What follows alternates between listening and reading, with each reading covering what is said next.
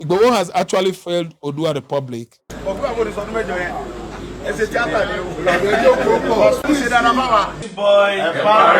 City boy, empowering you. He has collected his prize. This time around, Igboho is part of APC. Are you listening to me? Yes, sir. Campaigning for Bola Tinubu. It's not going towards the direction of eruption or emancipation of Odua Republic. He has collected his prize. Igboho has swallowed all his promises and finally compromised. He compromises in the sense that something was given to him that actually made him to be one of the frontliner of APC campaign leadership.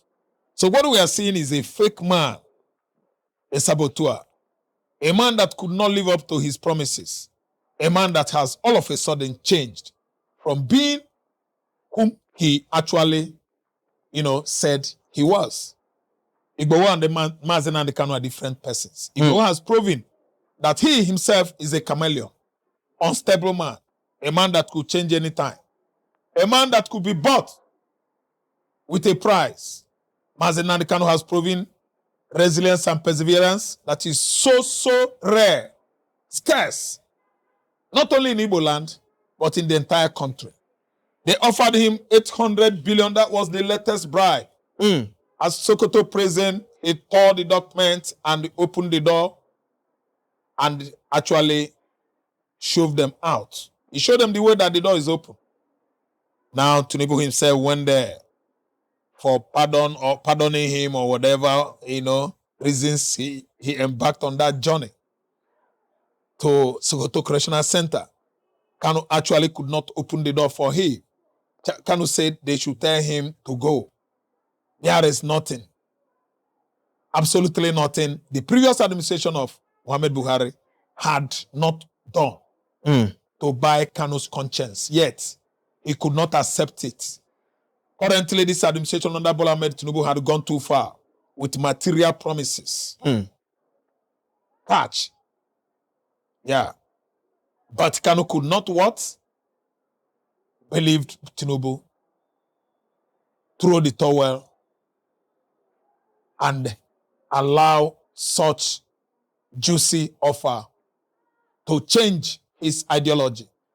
Kanu is a strong Igbo man, the leader of the biggest agitation group in the world, which he won as an incentive with the Guinness Book Record establishment, Forbes ranking company, Forbes, Bloomberg, and the rest of ranking companies like Transparency International. Kanu is still number one in the world. No amount of money could buy him. And to the military, the police, political juggernauts in Nigeria, Kanu still remain an enigma. Kanu is a phenomenon. Phenomenon on the political stage of the country. Thank you very much, sir. Sir, you're welcome. All of this peace talk, could it be as a result of the coming election so as to bring Kalu out so he can cajole the Igbo? Yeah, he used that as a technique or vignette. Vignette used that as a technique. He used that as a device to, crafted to lure the Igbos into voting for APC. But what happened is that the leader, the most powerful leader of the Igbos right now, so effective in all ramification, is Nnamdi Kanu. He tried to free him politically, but he has gotten it wrong. The Igbos, where I come from, Igbo land, we don't, fall in for money. We don't respect bribery. We don't respect abomination. We don't respect people that could, buy you with their money. We don't respect wealth. What we do respect is what we have upstairs. what you have upstairs, what is in your mind as a man created by God, to surprise humanity by doing them good, uncommon good. Instead of pardoning Kanu, out of the fact that Kanu is demanding for Biafra, Tinubu is coming the political way. It's not every Igbo man allows crookedness or political gains. If you look at the body languages of the Igbos, before the inception of Biafra Civil War, even Nigerian independence in 1960, they have occupied all the political departments in life, public offices, achievement of the Igbos. No tribe in Nigeria has yet equaled it. Before Nigerian independence, an Igbo man has been in Hague as World Court Judge, Justice in Hague. Before the inception of Biafra, an Igbo man has actually agitated for Biafra, James Bialy, against the British. He worked hard to free Igbos in 16th centuries. The man came back as slaves from Texas, USA. Ojukwu wasn't the first person that fought for Biafra. James Bialy did it. So what I'm trying to say is this.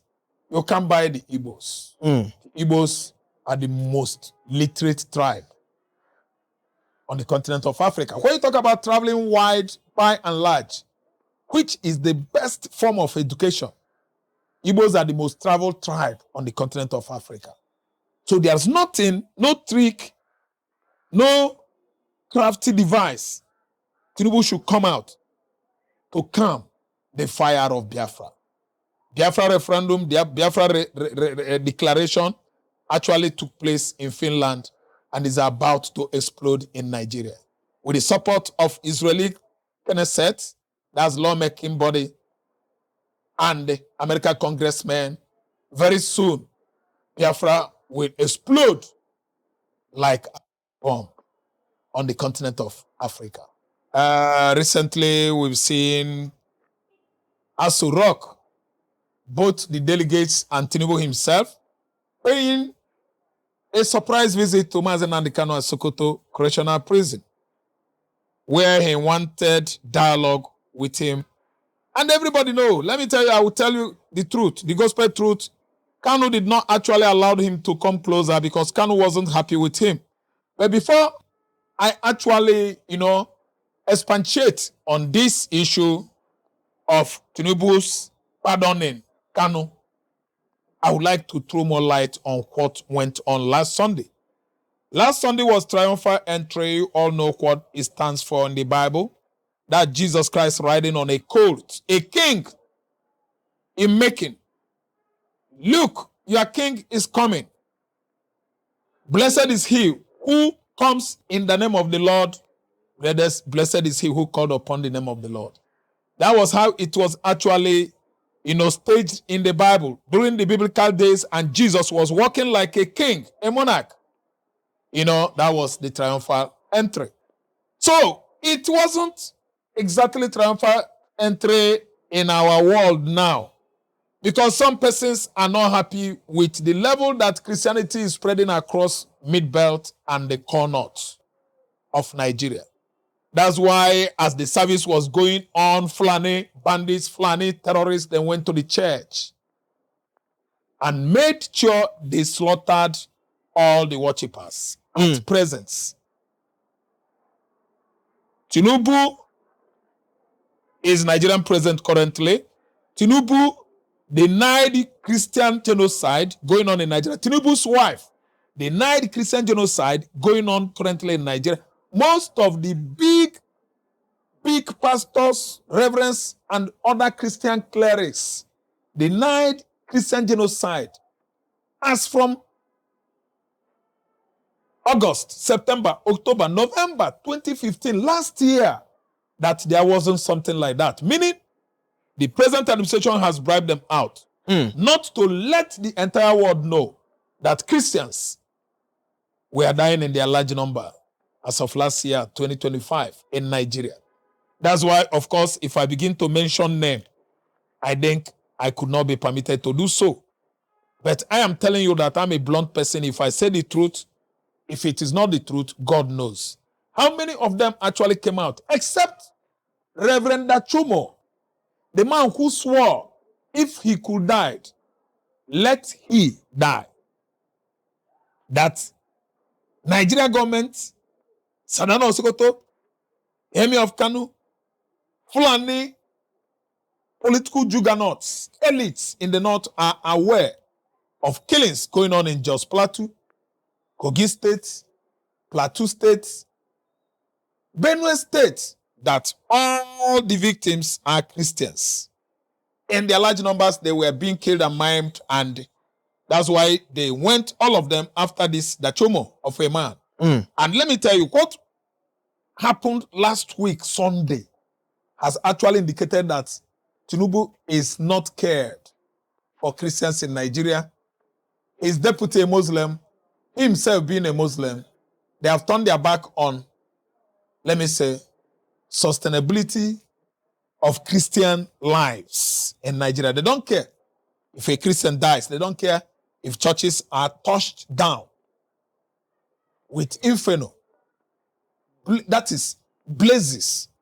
Because they went to the particular church in Jos Plateau and subjected all of them to what? Shootings. Shootings that continue for over 2 hours, while force headquarters, military barrack, and police are just stone through to where this church is situated. The church in question, where this bloody, perpetration by the bandits, the Fulani Janjaweeds, is not up to 1 kilometer away from this police station and the military barracks. They operated, the perpetrators, the Christian genocide perpetrators, over 2 hours. Why didn't the police come? Why did the military actually, perceived gunshots and the rest of lethal weapons used by bandits against or on Christians? Palm Sunday in Nigeria last week was a bloody Palm Sunday. And I don't see the reason why anybody should be enjoying or celebrating, saying we actually had a Palm Sunday last Sunday, while the Palm Sunday was mixed with blood. It wasn't only Palm, it was a bloody Palm Sunday. Many Christians were sent to their early graves to the number of 200. That was how the eyewitness put it. The Nigerian government, being a government that always turned their backs on Christian genocide, reduced the number to 40.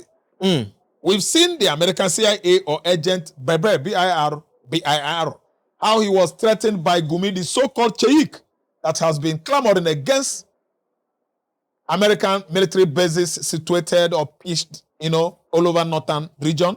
He actually threatened the CIA man, agent, that the Nigerian government is supposed to have arrested the young man, because the young man was lamenting that Tinubu should actually must pay for this.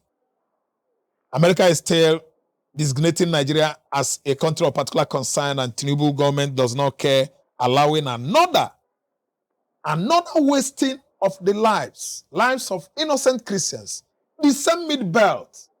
So that's why the CIA lamented loudly on social media that this administration under Bola Tinubu must regret the killings, the Christian genocide that went on last weekend.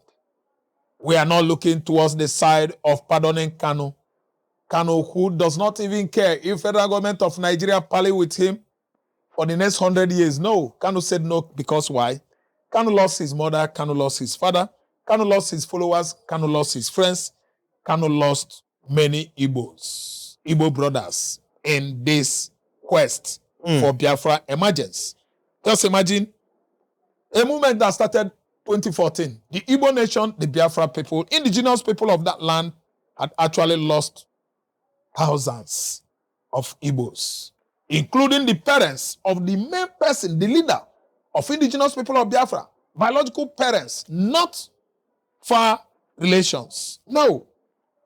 The one that actually gave birth to him, Mama Biafra, Lolo, Igwe Eze Israel of Afiaruhu community, as a result of trauma she went through during and after invasion of Nigerian military clique led by Brutai, General Brutai. She suffered heart attack and she died in Germany. They could not save her. Then again, what about the monarch himself? His Royal Highness Eze Israel. Kanu's father's name is Israel, a confirmed monarch in his community, Afiaruku, in Ibeku, Umuahia, Abia State, died as a result of military incursion on his palace, which is an abomination in Igbo traditional setup. He died seeing his royal guards, seeing followers of his children, seeing Biafran youths mown down with plate by a military operation well perpetrated and championed by the Fulani Janjaweeds. All the military commanders that went on that operation are from Fulani extraction. That's why they killed and maimed Igbo youths without remorse. So that's why I'm saying, if anybody is talking about Tinubu pardoning Kanu, I don't know from which angle Tinubu is pardoning Kanu from. Is he pardoning Kanu, a man that has not committed crime? Is he trying to tell me that the same crime of self-determination or realization, emancipation of Biafra, that Kanu agitated for was not the same self-determination or realization, emancipation of Oduduwa Republic that Igboho actually agitated for? I don't know the same. Igboho had gone his separate way, bury his mother and come back. When his parents, Mazi Nnamdi Kanu, died, did Nigerian government pay tribute to these parents? Did they commiserate with Mazi Nnamdi Kanu? No, they could not even allow him to come. If actually he graced the occasion of his parents' burial, he secretly did it. So who is pardoning who? Is it Kanu that should pardon Tinubu, or Tinubu pardoning Kanu? I think it is a question, very rhetorical one, that has left the answers for all Nigerians, all concerned, meaningful persons in the world at large to answer. So what I'm saying is that nothing like Tinubu pardoning Kanu. You can only pardon a culprit, someone that is guilty of various uncountable offenses. You cannot pardon a man that has not done anything. If Kanu actually committed offense, I think he should be pardoned by Bola Tinubu. But here, the offender here is Tinubu himself. Tinubu administration and Muhammad Buhari administration, because there was a time the court in Nigeria freed, Supreme Court, Mazi Nnamdi Kanu. And I'm telling you right now, nobody to pardon again, because Supreme Court has freed him. He has been freed since the regime of Muhammad Buhari and this current administration of Muhammad Tinubu. Nnamdi Kanu has been, by the court, freed.